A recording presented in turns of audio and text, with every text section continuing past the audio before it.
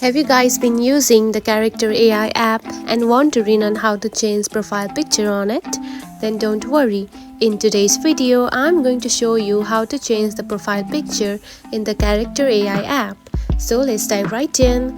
First of all, open the Character AI app just like this. Then you will see something like this. Now tap onto your profile picture at the top right corner just right here.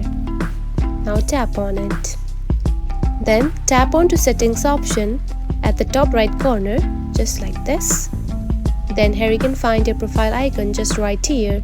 Now select it. Now from here you can change your profile picture. You can simply generate your picture, just describe what your profile looks like and you can generate it, or you can simply upload it to your own profile from your gallery just right here. Now tap on one of these.